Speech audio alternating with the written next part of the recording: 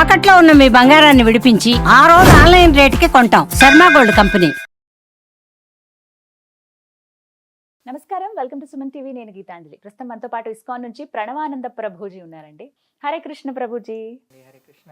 తులసి పూజ గురించి చాలా మంది సందేహం అడిగారండి. అసలు తులసి పూజ ఎలా చేయాలి, ఎందుకు చేయాలి తులసిని, అసలు అంటే ఒక మొక్కను అలా మొక్కడం ఏంటి అనేది ఒక ప్రశ్న అయితే, వీటికంటూ ప్రత్యేకంగా సమయం ఉంటుందా, తులసి అమ్మవారిని అసలు ఎలా కొలుచుకోవాలి, అమ్మవారిగా ఎందుకు పూజిస్తున్నాం, ఇవి ప్రశ్నలు. వృందాయై తులసీదేవ్యై ప్రియాయై కేశవశ్య చ విష్ణు భక్తి ప్రదే దేవి సత్యవతే నమో నమః. ఈ తులసీదేవి యొక్క మంత్రం. బృందాయే తులసీదేవి. బృందావనం అంటేనే తులసీవనం. బృందావనంలో అన్నీ కూడా శ్రీకృష్ణ భగవానుడి యొక్క లీలలన్నీ కూడా తులసీదేవి డైరెక్టర్. ఓ రాధాకృష్ణుల సినిమా అనుకుంటే తులసి మహారాణి డైరెక్టర్ అనమాట. అన్ని భగవంతుడికి ఏది కావాలన్నా ఏర్పాటు చేస్తే తులసి మహారాణి. బృందాయే తులసీదేవ్యై ప్రియాయే కేశవస్య చ విష్ణోర్ అత్యంత వల్లభ. చాలా చాలా డియర్ భగవంతుడికి తులసీదేవి అని అంటే. అందుకే మనం చూడండి, ఏ ద్రవ్యం పైన భగవంతుడికి నివేదన చేసే ప్రతి ద్రవ్యం పైన తులసి పెడతాం. మన నైవేద్యంలో మనం ఎన్నోసార్లు చెప్పుకున్నాం, నీటితో సహా ప్రతి నైవేద్యం పైన తులసి పెట్టి మాత్రమే మనం నివేదన చేస్తాం. అభిషేక ద్రవ్యములలో కూడా తులసి వేస్తాం. తులసితో ప్రక్షణ చేసుకొని దాని తర్వాత స్వామికి నివేదన చేస్తాం అనమాట. ప్రియాయే కేశవశ్య చ విష్ణు భక్తి ప్రదే దేవి. భగవంతుడి యొక్క భక్తిని ఇచ్చే దేవి ఆవిడ. తులసీదేవి భక్తిదేవి బృందే మహారాణి అని అంటారు. కాబట్టి భగవంతుడి యొక్క భక్తి కావాలి అని అంటే ఆశ్రయించవలసింది తులసీదేవి. చాలా మంది ఏమనుకుంటారు తెలుసా అండి, కేవలం ఆడవాళ్ళు తులసి పూజ చేయాలనుకుంటారు. నేను ఇది విన్నాను ప్రభుజీ, నిజం అసలు అది. ఇంట్లో అందరూ ఆడవాళ్లే కదండి. తులసీదేవికి వెళ్ళి దీపం పెట్టేస్తారు, ప్రదక్షిణ చేసేస్తారు, నీళ్లు పోస్తారు. వాడు అనుకుంటాడు, నేను ఎందుకు వెళ్ళాలి, నీకు భక్తి వద్దా? భగవంతుడి భక్తి కావాలి కదా. ఎవరెవరికి భగవద్భక్తి కావాలంటే వాళ్ళందరూ తులసి మహారాణి ఆరాధన చేయవలసింది. మీకు ఒక విషయం చెప్తాను.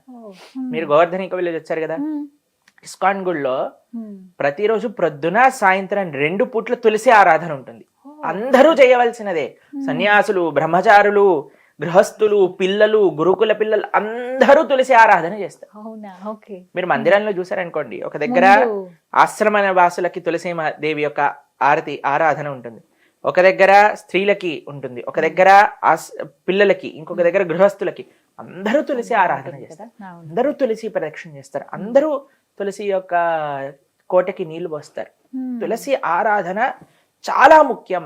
ఏ ఆశ్రమంలో ఉన్న స్త్రీ పురుష భేదమే లేదు, అందరూ తులసిదేవి యొక్క ఆరాధన చేయవలసినదే. చాలా సింపుల్ గా ఏం చెయ్యాలి ప్రభుజీ అని అనుకోండి, జస్ట్ మీరు కొద్దిగా నీళ్లు పోయండి. రోజు ఒక ఉద్ధరినితో నీళ్లు పోసేసి 4 ప్రదక్షిణలు చేసేసి దీపాన్ని తులసి మహారాణి దగ్గర పెట్టుకొని ప్రణామం చేసుకొని ఈ శ్లోకం, బృందాయే తులసీదేవ్యై ప్రియాయే కేశవశ్య చ విష్ణు భక్తి ప్రదే దేవి సత్యవతే నమో నమః. ఈ శ్లోకాన్ని చెప్పి ప్రణామం చేసుకోండి. ఇది బేసిక్ గా కనీసం ఇంతైనా చేయగలిగితే ప్రతిరోజు నియమంగా ప్రొద్దున కానీ సాయంత్రం కానీ చాలా భగవంతుడి యొక్క అనుగ్రహం అనేది వస్తుంది. ఎందుకంటే ప్రతి ఇంట్లోనూ తులసి మొక్క చూస్తాం ఖచ్చితంగా. ఇంకో ప్రశ్న ఏం అడుగుతారంటే, చాలా సార్లు పూజ చేసుకునే తులసిని తెంపచ్చా అంటారు. చాలా మందికి ఉన్నటువంటి ప్రశ్న, సందేహం ఇది. అయితే మీరు చూడండి, మీరు చెట్టుని పెంచుతున్నారు అనుకోండి, ఒక పువ్వు చెట్టు పెంచడానికి ప్రయోజనం ఏంటి? ఆ పూలు తీసుకొని స్వామికి మాలగా చేసుకొని సమర్పణ చేయడం. తులసీదేవి దగ్గర ఉండే స్పెషాలిటీ ఏంటంటే, ఆవిడ ఆల్రెడీ ఒక స్పిరిచువల్ పర్సనాలిటీ తులసీదేవి. మనకి ఏమనిపిస్తుందంటే, అరే తులసీదేవిని తెంపవచ్చా? కానీ మీరు చూడండి, తులసీదేవి యొక్క అస్తిత్వమే కృష్ణుడి యొక్క సేవ చేయటం కోసమే ఆవిడ అవతరించింది. ఎవరి యొక్క అస్తిత్వం కృష్ణుడి యొక్క సేవ చేయటమో ఆవిడ్ని కృష్ణుడికి సమర్పించటంలో ఏం ప్రాబ్లం లేదు కదండి. అంటే పూజించే దగ్గర వస్తుందండి చాలా మంది. ఇప్పుడు 2 పూజ చేయొచ్చు. ఆవిడికి పూజ ఎందుకోసం చేస్తున్నాం? మనకి కృష్ణుడి యొక్క సేవ కావాలని చేస్తున్నాం. కానీ ఆవిడ్ని కృష్ణుడి యొక్క సేవలో పెట్టడమే కదా ముఖ్యమైన విషయం. ఏంటంటే పూజించే వాటిని తెంపొచ్చు అంటారు బ్రహ్మాండంగా. ఎందుకంటే తులసీదేవి యొక్క స్వరూపమే కృష్ణుడి యొక్క సేవ చేసుకోవటం కోసం. కానీ కానీ కానీ ఆ సెంటిమెంట్ మన దగ్గర ఉంది కాబట్టి ఓ రెండు తులసి చెట్లు పెట్టుకోవచ్చు. ఒక తులసి చెట్టుకి ఆరాధన చేసుకోండి, ఇంకో తులసి చెట్టుకి ఆ పత్రములను స్వీకరించి ఆ దళములను స్వీకరించి భగవంతుడి యొక్క ఆరాధనకి ఉపయోగించుకోండి. రెండే విషయాలు మనం జాగ్రత్తగా ఉండాలి. ఒకటి, మన గోళ్ళు తలకూడదు. మనం తులసీదేవిని ఇలా వేళ్ల మధ్యలో పట్టుకొని తెంపాలి. రెండు, ద్వాదశి రోజు తులసి దళములను తెంపకూడదు. ఖచ్చితంగా నియమం. ఇదొక్కటి గుర్తుపెట్టుకోవాలి. ఇంకా మంగళవారమా శుక్రవారమా ఇవన్నీ పక్కన పెట్టండి. ద్వాదశి రోజు మాత్రమే తెంపకూడదు. కారణం ఏమన్నా? ఎందుకంటే తులసీదేవి కూడా ఏకాదశి వ్రతం చేస్తుంది అని అంటారనమాట. ఏకాదశి వ్రతం చేసి ద్వాదశి పారాయణ, శాస్త్రం వాక్యం ద్వాదశి రోజు ఇది చేయకూడదు అని అంటారు. మీకు ఇంకో విషయం తెలిసిన, తులసి పత్రములను స్వీకరించేటప్పుడు తప్పకుండా చెప్పాల్సిన ఒక మంత్రం ఉంటుంది, ఒక శ్లోకం ఉంటుంది. ఇది చెప్పి మాత్రమే తులసి పత్రములను తెంపవలే, అంటే ఒక అనుమతి లాగా. ఒక అనుమతి లాగా. ఆ శ్లోకం మేము ఇప్పుడు చెప్తాం, మీరు కూడా స్క్రీన్ పైన వేద్దురు కానీ అప్పుడు వాళ్ళకి, మన ఎవరైతే వింటున్నారో వాళ్ళకి కూడా తెలుస్తుంది. చాలా మందికి తెలియదండి. మేము అనుకున్నా అందరికి తెలిసేమో అని, కానీ చాలా మందికి ఈ విషయం తెలియదు. తీసేయటం ఇక్కడ వరకు తెలుసు కానీ మాకు ఇలా తెంపే స్టీలల్లో కూడా వేసుకునే వాళ్ళు ఉన్నారు. తులసీదేవి యొక్క అస్తిత్వం భగవంతుడి యొక్క సేవ చేసే కోసం, ఆ సేవ కోసం తీసుకునే ముందు మనం ఒక శ్లోకం చదవాలి. ఆ శ్లోకం ఏంటో మేము చెప్తాము, ఒకసారి దాన్ని మీరు స్క్రీన్ పైన వేసి చెప్తారు. కానీ తులస్యా అమృత జన్మాసి సదాత్వం కేశవ ప్రియ కేశవార్థం చినోమిత్వాం వరధా భవ శోభనే. ఇదే శ్లోకం. ఈ శ్లోకం చెప్పాలి. ఈ శ్లోకాన్ని చెప్పుకోవాలి. ఈ శ్లోకం యొక్క అర్థం ఏంటి అంటే, తులసి అమృత జన్మాసి, తులసి నువ్వు అమృత జన్మ నీది, అంటే అమృత తుల్యమైన స్వరూపము నీది. సదాత్వం కేశవ ప్రియ, ఎప్పుడు నువ్వు భగవంతుడికి అత్యంత ప్రియమైన. కేశవార్థం చినోమిత్వ, ఆ భగవంతుడి కోసమని నువ్వు ఆ తులసి దళములను తెంపుతున్నాము. వరధా భవ శోభనే, నువ్వు ఎప్పుడు ఇలానే శోభిస్తూ ఉండుగాక అని ఆవిడ పర్మిషన్ తీసుకొని ఒకసారి ప్రణామం చేసి అప్పుడు పత్రాలు తీసుకోవాలి. మీకు ఇంకో విషయం చెప్తాను.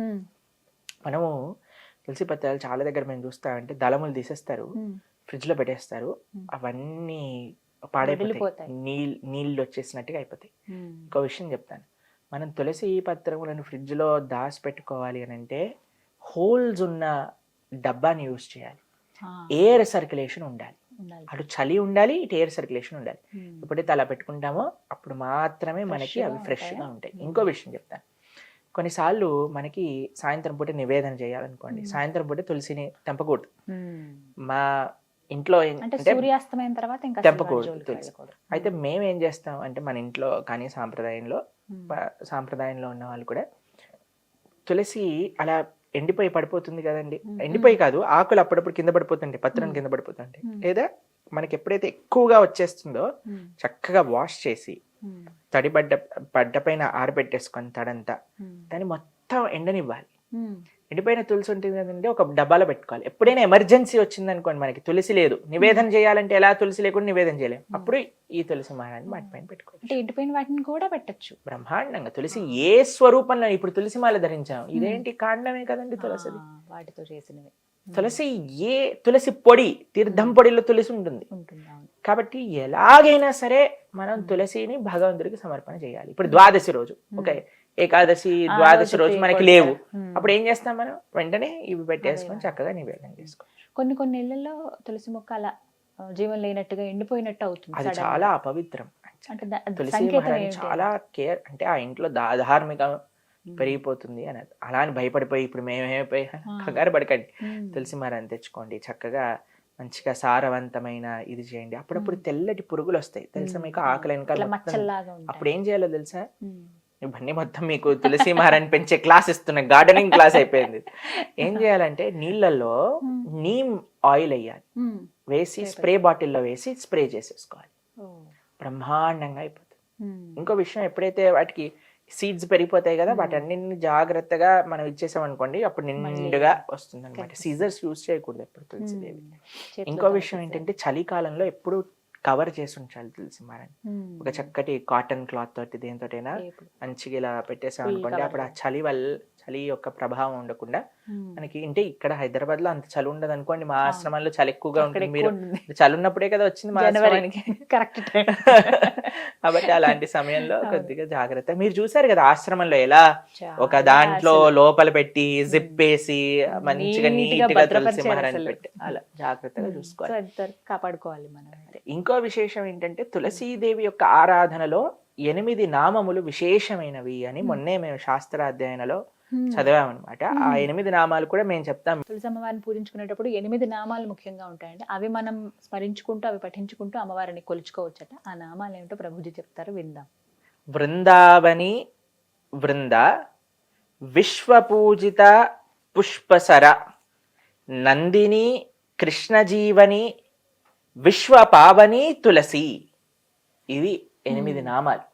ఈ 8 నామాలతో ఈ 8 నామములు అనుకుంటూ తులసీదేవి దగ్గర పుష్పాలు మనం సమర్పణ చేస్తే తులసీదేవి యొక్క కృప చాలా బాగుంటుంది అని. చివరి సందేహం, కృష్ణ తులసి అని చెప్పి అలాగే ఇంకొక రామ తులసి, రామ తులసి అని లక్ష్మీ తులసి అని ఉంటుంది. అన్ని రకాలు ఏ తులసి అయినా మంచిది. పర్వాలేదు, మంచిది. ఏదైనా సరే మనకు అందుబాటులో. ఒకవేళ ఏమైనా ఇబ్బంది అవుతుంది అన్నప్పుడు వెంటనే ఇంకొకటి తెచ్చుకుని పెంచుకోవడం మంచిది కదండి.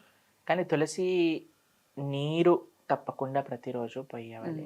ప్రతిరోజు ఏదో గార్డెనర్ వచ్చి వెళ్ళటం కాదండి. తులసి మహారాణి సాక్షాత్తుగా కృష్ణ భార్య. మనము కార్తీక మాసంలో కైశిక ద్వాదశి, ఎంత చక్కగా క్షీరాబ్ది ద్వాదశి రోజు తులసి శాలిగ్రామ వివాహం చేస్తాం కళ్యాణం కదా. జరుగుతుంది. అవునండి. కాబట్టి చాలా ప్రేమతో చూడాలి. ఇప్పుడు చాలా మటుకు ఇళ్లలో మేము చూస్తుంటాం తులసి ఆరాధన. మా సాంప్రదాయంలో తులసి మహారాణికి చీర కట్టి, సరే మీరు ఆలయంలో కూడా ఆ కొత్త కొత్త డ్రెస్సులు వేస్తారు తులసి మహారాణికి, ఎంత జాగ్రత్తగా ఉంచుతారు. కాబట్టి చాలా భక్తి. పవిత్రంగా. ఆలయంలో భగవంతుడు ఎలానో, మన పూజ రూమ్ లో శ్రీ విగ్రహాలు ఎలానో, తులసి మహారాణి బై డిఫాల్ట్ శ్రీ విగ్రహమే. అంత జాగ్రత్తగా చూసుకోవాలి. చాలా చక్కగా చెప్పారు ప్రభుజీ. హరే కృష్ణ. హరే కృష్ణ.